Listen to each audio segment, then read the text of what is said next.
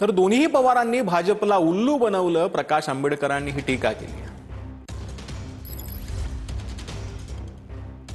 हे वेगळे झाली त्याच वेळी माझी मुलाखत जर काढली तर मीच म्हणालो होतो हे दोघं वेगळे नाही आहेत. फक्त यांनी असं भारतीय जनता पक्षाला उल्लू केलं. कशासाठी? तर दोघांवरची इन्क्वायरी होती, दोघांनी स्प्लिट केलं, एक जण बीजेपीकडे गेलं. अजित पवार शरद पवारांचे नाही झाले, इतरांचे काय होणार? असदुद्दीन ओवैसींनी अजित पवारांवर टीका केली. एकनाथ शिंदे आणि अजित पवारांमध्ये नुरा कुस्ती सुरू असल्याचं असदुद्दीन ओवैसींनी म्हटलं. ये अजित पवार अपने चीचा शरद पवार का नहीं हुआ तो इनके साथ जो दुम चलने फिर रहे उनका क्या होगा? वो जो शरद पवार का नहीं हुआ, जिसने सब कुछ उसको देकर आगे बढ़ाया, वो उसी को टाटा बाय बाय कर दिया.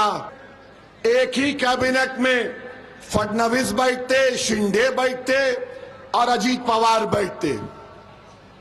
अब ये चुनाव हो रहा है तो फडणवीस एक तरफ मुंह करके बैठ गए, दूसरी तरफ मुंह करके बैठ गए शिंदे और अजीत पवार. किसको बेवकूफ बना रहे हैं ये लोग? तर दोन्ही राष्ट्रवादीला एकत्र यावं लागतं, हाच आमचा विजय असल्याचं चंद्रकांत पाटलांनी म्हटलंय.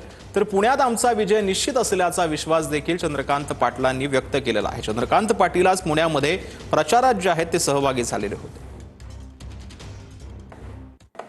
प्रचार रॅलीमध्ये सहभागी झालेले आहेत. मंत्री चंद्रकांत दादांकडून प्रत्येक प्रभागामध्ये जाऊन या ठिकाणी अभिवादन जे आहे ते केलं जात आहे. भारतीय जनता पार्टी 115 क्रॉस करणार. तुम्ही म्हणाल तर तुम्ही ते 125 म्हणत होतात. 125 हेच टार्गेट आहे. पुण्यामध्ये भाजपच्या समोर कोणाचं आव्हान आहे? पूर्ण पुणे म्हणून कोणाचंच आव्हान नाही. 60 वर्ष सरकार वेगवेगळ्या काँग्रेसच्या नावाने, कधी राष्ट्रीय काँग्रेस, कधी राष्ट्रवादी काँग्रेस, कधी अजित पवार काँग्रेस, कधी शरद पवार काँग्रेस, या वेगवेगळ्या नावाने त्यांचंच होतं.